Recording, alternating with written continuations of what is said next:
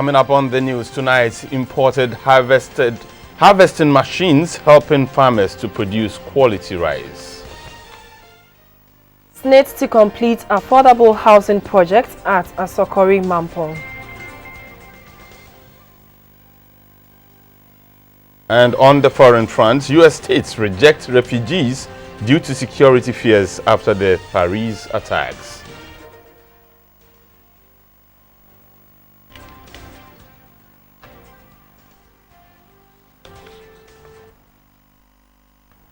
Hello, very good evening to you. This is News Hour here on GBC24. We're also live on GTV. My name is Abdul Hayi Mumin.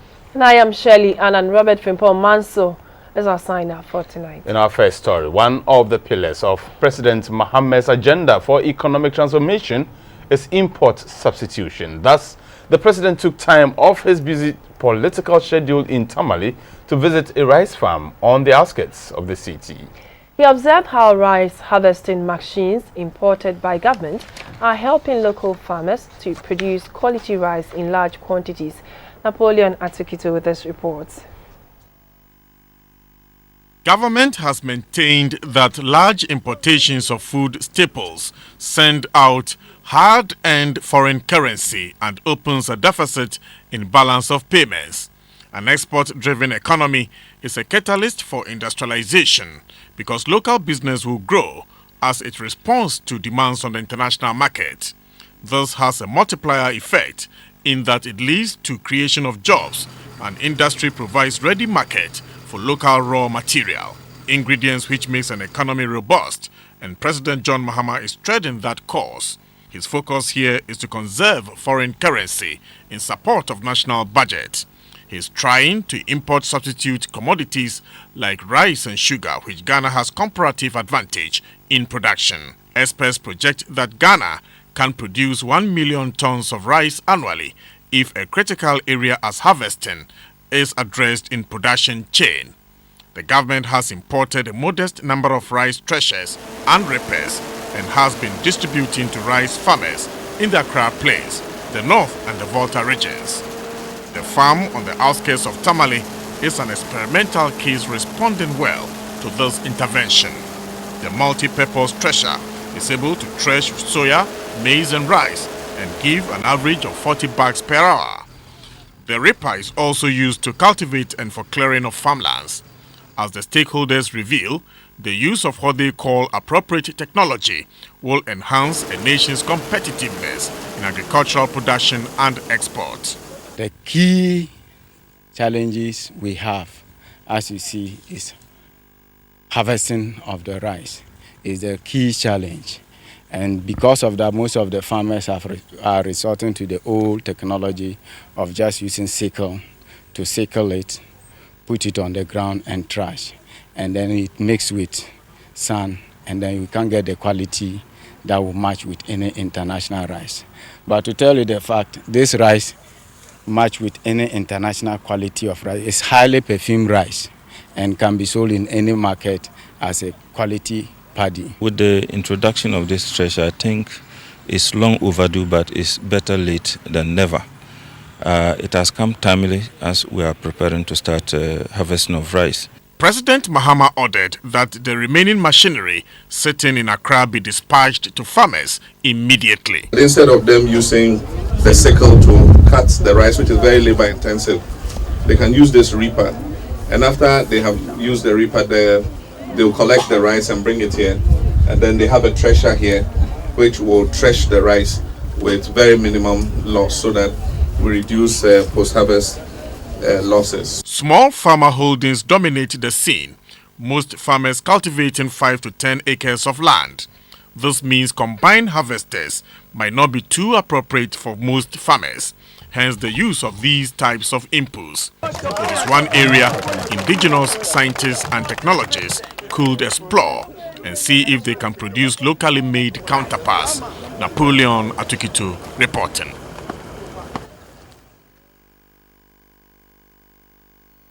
The government has formally handed over an affordable housing project at Asokori Mampong to the Social Security and National Insurance Trust, SNIT, for completion. The housing units, which are scheduled for completion between 6 and 18 months, depending on their current state, is in line with government's plans to reduce the country's 1.7 million housing deficit. The affordable housing project started in 2006 under the NPP administration in parts of the country, including Asokore Mampong in the Ashanti region. The 92-story blocks are made up of 1- and 2-bedroom flats. In all, about 1,200 housing apartments will be ready for sale on completion of the project. The project also includes 52 stores, a police station, utility services and a road network. Officials of SNIT say they will sign a memorandum of understanding with the contractors who are working on the project to ensure value for money. At the project site at Asokore Mampong in Kumasi, the Minister for Water Resources, Works and Housing, Dr. Kweku Ajumai Mensah, handed over the project to the Director General of SNIT, lawyer Ernest Thompson.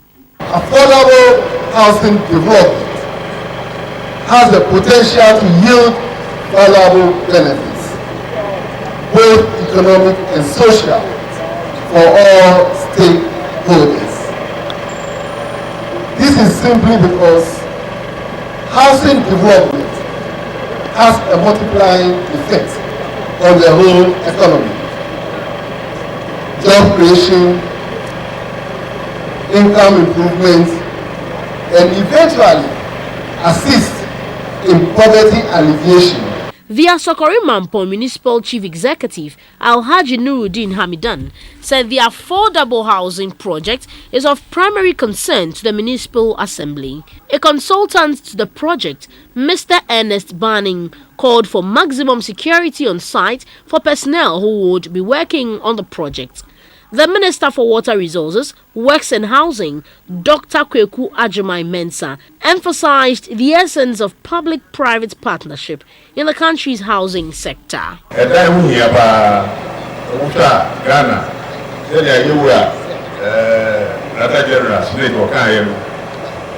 about 1.7 million units.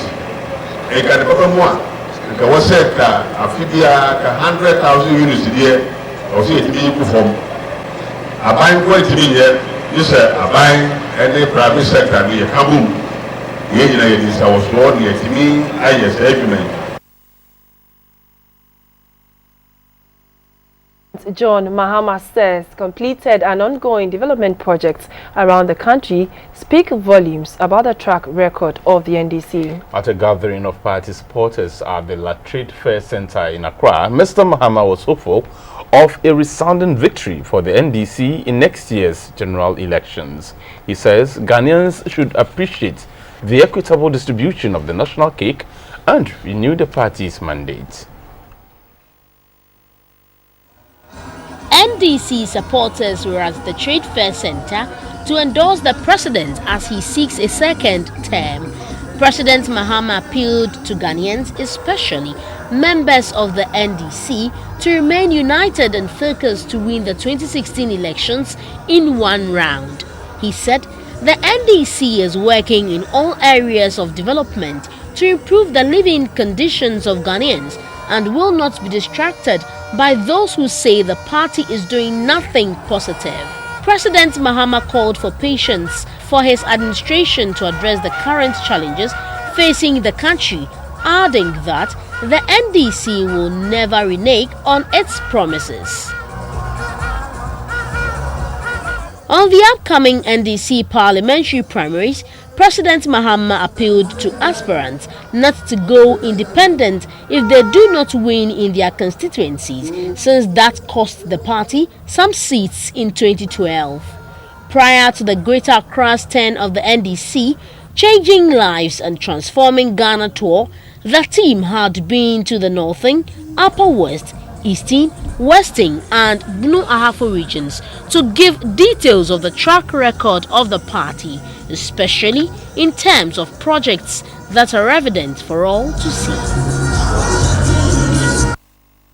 The ruling National Democratic Congress (NDC) is scheduled to hold its presidential and parliamentary primaries on Saturday, the 21st of November. A flag bearer and parliamentary candidates will be elected to represent the party in the 2016 general elections. The Director of Elections for the party, Samuel Ofosu-Ampofo, was earlier on GBC24's discussion program iBlogger to speak on Saturday's event. Previously, we were using this limited electoral college system, where we select about 10 people per constituency. That gives us about 2,750. Okay. And then our members of parliament, our ministers of state, ambassadors, and other senior party functionaries. Altogether, we do not even get to 4,000. And this used to be the process where these people will meet and then the delegates will vote on a presidential candidate. This time around, the party constitution has changed, and we have indicated that there is a need for us to widen the base of decision making of the party, because if you alienate a lot more people from decision-making process, they don't feel very committed to the system. But if you make them part and parcel of the decision-making process, when those decisions are arrived at, they own the decision, and therefore they try as much as possible to implement those decisions to the letter. And that is the fundamental reason why we decided to change this system, because unlike the previous one, where perhaps somebody is a member of parliament, he has about 400 delegates to contend with. When it comes to the primaries, the person does his calculation and say, if I'm able to succeed in swaying 250 out of the 400 to myself, I am the next member of parliamentary candidate. So we have about 728 aspirants in all.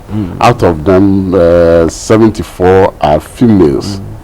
And then we have about 127 sitting MPs contesting, defending their titles. 127. Yes. Wow. We have about 76 metropolitan, municipal, and district chief executives contesting. And so far, we have about 62 constituencies unopposed, where it means that we will not conduct any parliamentary primaries there. Okay. But for the presidential, it has to be. Yeah, interestingly, we have about 3 people who are physically challenged. If you juxtapose this with the national election, you realize that we are taking almost 1/3. On the last election, about 26,000 polling stations were used, and we are using about 8,200, which means that roughly what we are going to do on Saturday is a microcosm of the general elections.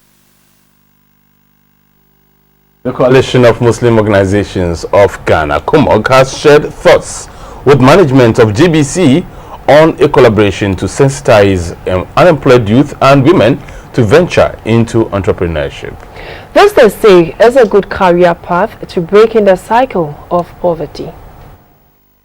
The proposed program comprises 4 different projects and is targeting graduates, dropouts, the youth and women, as well as the Ghanaian deprived Zongo communities in Ghana. Its purpose is to expand the opportunities for the youth and women to become self-employed through entrepreneurship, contribute to educational infrastructure through establishment of endowed schools complex, feed Ghanaians while reducing poverty through agriculture, and ensure effective parenting by mobilizing other faith-based groups to support the efforts in Ghana. The General Secretary of the Coalition of Muslim Organizations Ghana, Alhaji Abdul Mana Abdul Rahman, explains the objectives further. There are young ones out there. Some are illiterates. For the fact that they are illiterates, we assume that they cannot be schooled, they cannot be coached. And we think that a designed project that we have, which can communicate with such group of people in their local language, will help them, be able to organize themselves properly as young entrepreneurs who can also help in employing others. The Deputy Director General of GBC, Mrs. Francisca Ashite-Odontin, assured of GBC's collaborations and also spoke about the TV license fee. GBC is the station of the nation. We are here for Ghana. So anything that would help us improve a lot as Ghanaians, GBC will support. We are targeting a wide spectrum of the youth, because from what you told us, you are going to prepare the youth for the corporate world. You are going to encourage entrepreneurship. You are going to promote agriculture or encourage people to go into agriculture, as well as educating people. That cannot be overemphasized. We will be encouraging you, but of course we also lack resources like anybody else. But everybody should pay their TV license. It would go towards helping us to be able to satisfy everybody we are supposed to. Alhaji Abdul Mana Abdul Rahman promised to educate the Muslim community further about the TV license. We're going to use our network across the country and beyond to encourage everybody to make sure that they pay the TV license so that the GBC will continue to survive. The Coalition of Muslim Organizations Ghana launches its program on Thursday, 25th of November, with the theme Empowering the Ummah, Our Youth and Women. Family of a former GTV presenter, Mr. Maxwell Wula, who hosted Growing Old, a program that interacted with the elderly and died in 1990, is holding a mass to celebrate 25 years of his passing. Born on October 3, 1945, he joined the Ghana Broadcasting Corporation in 1975 and worked with the English department. Mr. Wula was a researcher and did extensive work on a former South African president, Nelson Mandela. He also wrote stories on the Soweto massacre. Tomorrow, November 18th, his family will hold a mass at the Corpus Christi Catholic Church at Sakumono at 6:30 p.m.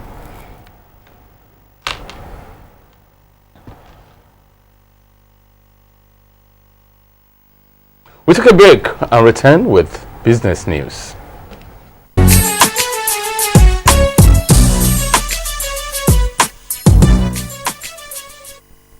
You are welcome to the world of business by courtesy of EcoBank, Hisense and Airtel. My name is Esther Edu. Ghana and the German government have entered into a financial cooperation agreement till 2017. The 74.1 million euro agreement will focus on areas including agriculture, governance and renewable energy. The finance minister, Mr. Sek Tekbe, said Ghana is in talks with the German government to support the country to establish the Exim Bank and the Ghana Infrastructure Fund. Development cooperation is one of the most important areas of German-Ghanaian relations. The relations date back to the 1960s. The two countries have over the years signed several bilateral and financial cooperation agreements. The latest is the 74.1 million euro agreement signed in Accra. Out of the 74.1 million euros, 34 million euros will go into financial cooperation from 2015 to 2017. 9 million will also go into the Outgrower and Value Chain Fund in the agricultural sector. 9.5 million euros will support the financial sector, while 15 million euros will be for renewable energy and efficiency program. The ambassador of the Federal Republic of Germany to Ghana, Rudger John, assured of his country's continuous support to Ghana. We commonly agreed to focus our cooperation on the areas of agriculture, governance and sustainable economic development, with an emerging engagement in renewable energies and, of course, electronic waste management. In total, German commitment for 2015-2017 amounts to 74.1 million euro. The finance minister, Mr. Seth Tekbe, said Ghana will tap into the economic experience of Germany to build a strong and robust economy. We have had very fruitful discussions, with a view to your support for two of the key pillars of transformation, which is the Exim Bank proposal, as well as the Ghana Infrastructure Fund. We in Ghana need similar financial institutions that are strong, whether in infrastructure development, import, export, as we are trying to do, management of our debt, particularly commercial debt, on project and commercial basis, and therefore leveraging, using these institutions to leverage the financial markets effectively for borrowing. Germany in 2015 supported Ghana's budget with 40.1 million euros, and the 74.1 million euros will support Ghana from now till 2017. The executive head of Treasury and Global Trade at Unibank, Mr. Collins Arthur, has revealed that the recent increase in policy rate will not necessarily lead to an increase in interest rates by commercial banks. In an exclusive interview with GBC24, Mr. Arthur said banks did not increase interest rates when the policy rate was hiked from 23 to 25%. Although he is surprised at the increase, he added that the central bank is justified. In a move that came as a surprise to most financial market watchers and players, the central bank on Monday increased the policy rate by 100 basis points from 25% to 26%. Most analysts say, with the relative stability of the cedi on the forex market and a continuous drop of treasury bill rates, an increase in the policy rate was not an option. The executive head of Treasury at Unibank, Mr. Collins Arthur, belongs to this category of analysts, but is quick to add the central bank has tangible reasons for the increment. As a matter of fact, I was surprised when I read that it's been increased from 25 to 26%. Because for the past 1 month, you could see that treasury rate has been dropping. So we're expecting that at least if government will not even drop the rate, at least they maintain it at a 25% rate. But looking at their report, I think they also have a reason for doing that. He revealed the increase in policy rate would not necessarily result in an increase in interest rate this time round. Because we've also witnessed a continuous fall in treasury bill rate. In terms of cost of funds for the banking sector, it will go down, because we benchmark most of our deposit against the TB rate. So if that side is going down, and even banks have the opportunity to even lend interbank at a better rate, then in the nutshell, it starts to balance. It shouldn't increase any cost for the banks. And when that happens, it means the man on the streets should also experience any high increase in rate. Mr. Arthur is calling for a further tightening of monetary stance to help government reduce inflation to the medium-term target of 8 plus or minus 2. Especially from now to end of December, they have to tighten that, is because there are a lot of liquidity in the system.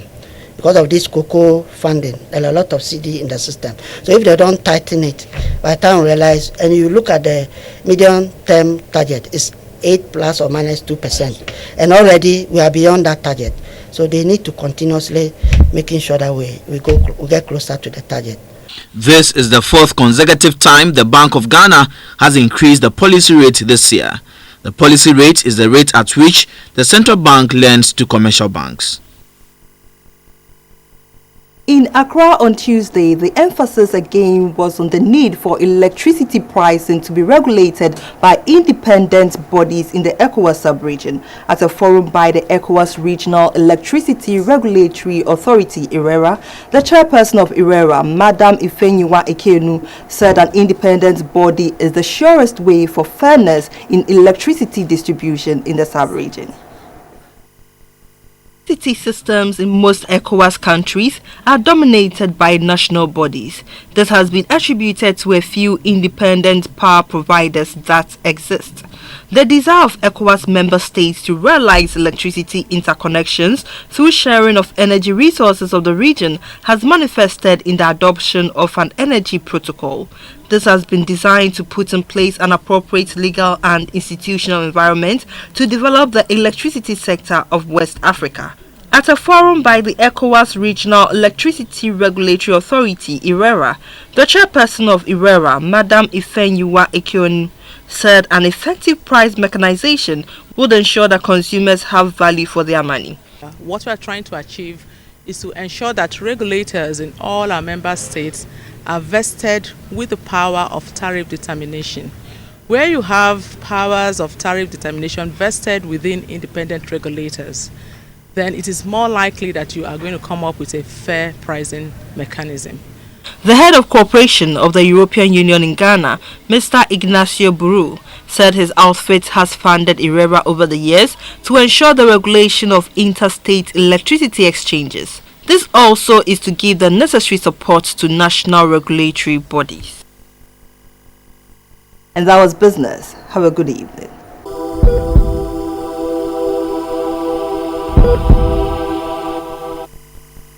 You're welcome back. Though Ghana is said to be winning the war on HIV and AIDS, the situation is not all rosy. The Ghana AIDS Commission is currently in a precarious situation as there are no test kits at the national level, and it awaits the next consignment of test kits in January next year. This came to light during the Commission's 2015 Partnership Forum being held in Accra under the chairmanship of Vice President Kwesi Emisa Arthur. Unto Miniunto has the details.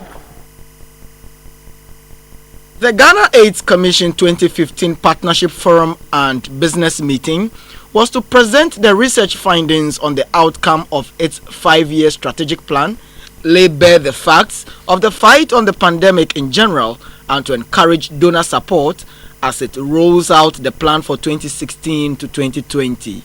Though the 2010-2015 plan was deemed ambitious, the Ghana AIDS Commission achieved 80%, reducing the HIV prevalence rate to 1.5% countrywide. But more has to be done, as comprehensive knowledge of the disease is on the low in 6 out of 10 regions, while the Commission says patronage of condom still declines. It also says HIV and AIDS is high in mining towns and transport routes, while Eastern region still tops the regional prevalence chart.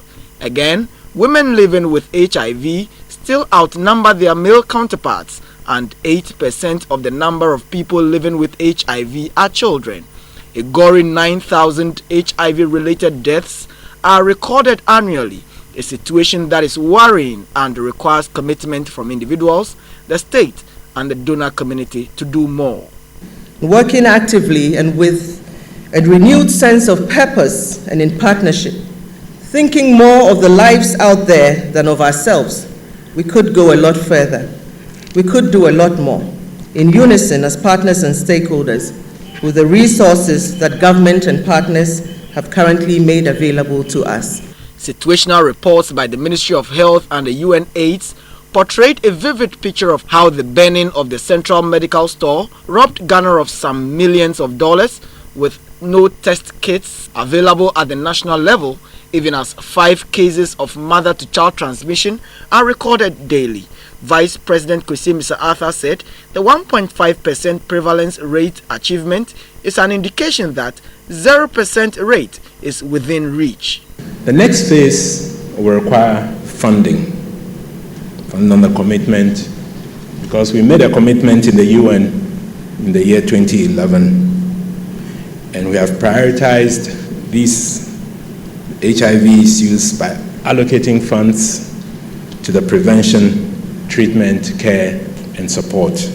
We need to fast-track our national response to the 1990 target, and I hope that in the next 2 days, this forum, we will firm the commitments that you are willing to make to kicking the pace towards achieving not just 90, maybe 100, so that we'll be able to achieve the full success. According to experts, if the 2016 to 2020 response plan will make any headway in the fight against HIV and AIDS, then all must get on board with renewed political will and increased donor funding. This should be capped with healthy lifestyles from individuals to get to the much desired zero prevalence rate. GBC24, Accra. World Prematurity Day aims at drawing global attention to the increasing spate of death of babies born premature or preterm, especially during the first month of their life.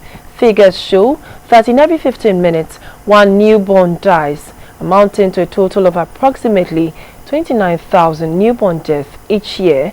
Marking the day in Accra, experts in pediatric health hope that the necessary interventions in place there should be a significant reduction in death of neonates born premature by 2018, a report by Sarah Ofuri.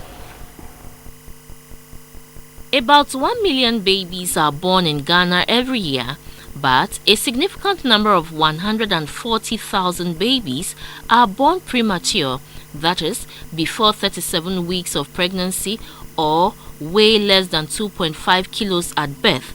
Due to inadequacies in providing the required care, many die before reaching the 30th day of their life. The major causes of death are complications from preterm birth, complications during birth including breathing difficulties and infections. In his address, the Chief of Health and Nutrition at UNICEF, Dr. Victor Ngongala, said 75% of deaths can be prevented when women are delivered of their babies by skilled midwives, when low-cost interventions are practiced, and health facilities well equipped.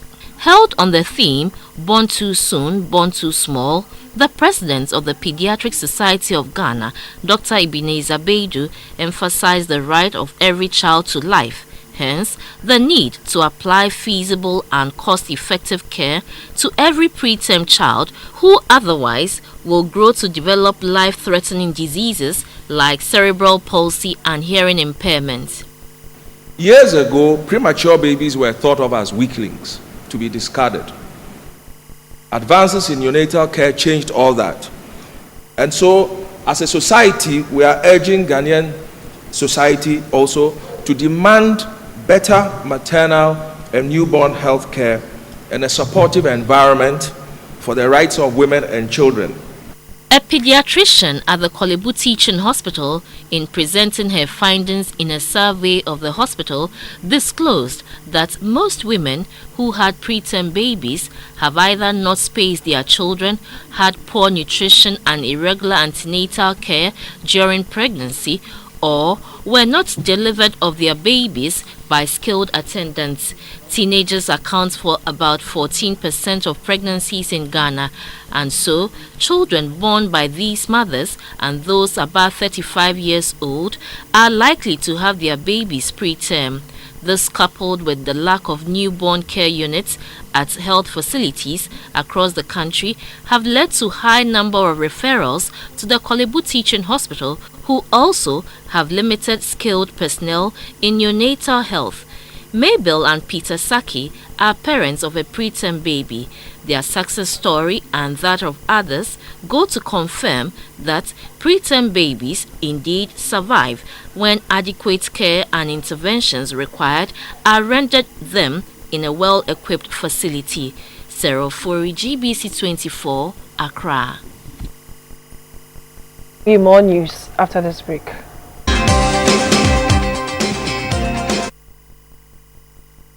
Time now to bring you news from elsewhere. And the China Railway Construction Corporation Limited says it wants to support Ghana to develop a rail transport sector. The corporation has already extended its overseas construction to 34 African countries, including Tanzania, Zambia, and Nigeria. By the latter part of the 1960s, CRCC had completed the Tanzania to Zambia Railway, which at the time was China's largest foreign aid project in Africa. Africa is CRCC's largest market, and its 5 major overseas markets by the end of the year 2000 were Algeria, Nigeria, Libya, Angola, and Saudi Arabia. The company has so far completed 349 projects in 34 African countries. These projects have a total contract value of $46.7 billion, which accounts for 75% of the company's overseas contract value. In Nigeria, China Railways is undertaking 127 projects, including rail transport. At a briefing, the Deputy Director General of the CRCC, Carl Liu, told a group of visiting journalists from Nigeria and Ghana that the company is ready to extend its overseas construction to Ghana, especially in the rail transport sector. However, a contract signed between the government of Ghana and China to start the project has been abrogated.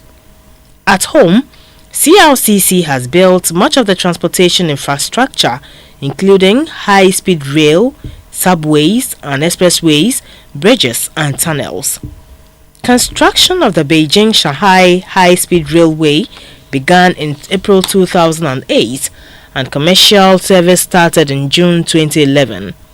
The high-speed rail has a speed capacity of between 280 and 350 kilometers per hour. The company says this system, built under complicated geological conditions, has reduced traveling time for tourists, businessmen and Chinese citizens.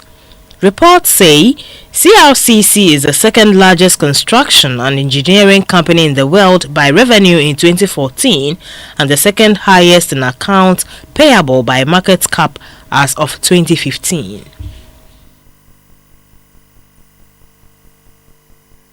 In other foreign news, more than a dozen U.S. states say Syrian refugees are no longer welcome due to security fears after the Paris attacks. The governor of Michigan said he was suspending the acceptance of new arrivals until after a review.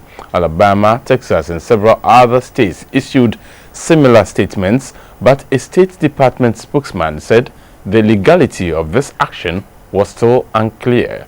President Barack Obama has urged the U.S. to step up and do its part to help those fleeing the civil war.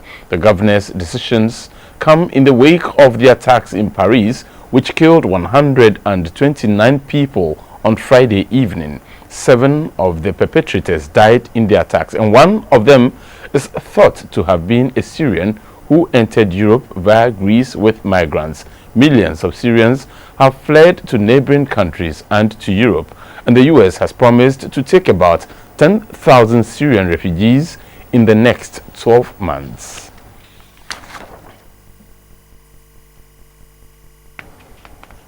On the heels of international news, we bring you sports news. Please stay with us.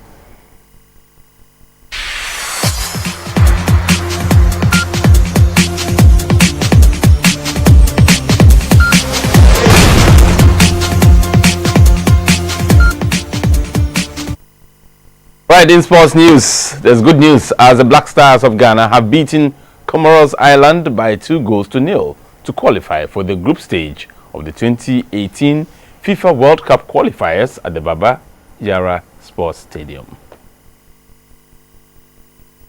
And your green outfit there gets things underway here at the Baba Yara Sports Stadium. And so trying to push things down to their own area. Of course, they'll try to make sure at least they work their way deep into the area of the Black Stars. Too much of Babaraman on the left side, and Asamoah has been very, very quiet. He has not received the right services. He's been very, very quiet. And Mubarak Okasu really with a chance now. Mubarak Okasu! That is his straight back. He has scored, and the Black Stars are in the lead now. What a strike now! Mubarak Okasu of Wakasu to break the deadlock, and after 18 minutes of play, squares one. Asamoah Gyan gets up with the ball. John goes shot, his man goes down. John Luther penalty. This with Jordan Ayew. And again, Jordan bringing it. Jordan Ayew goes to Jordan!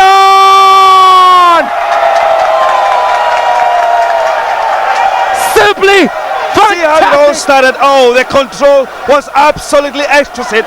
The finishing so explosive. This is vintage Jordan. Free kick gave Ghana the lead, and scoring for the players were elated after the match.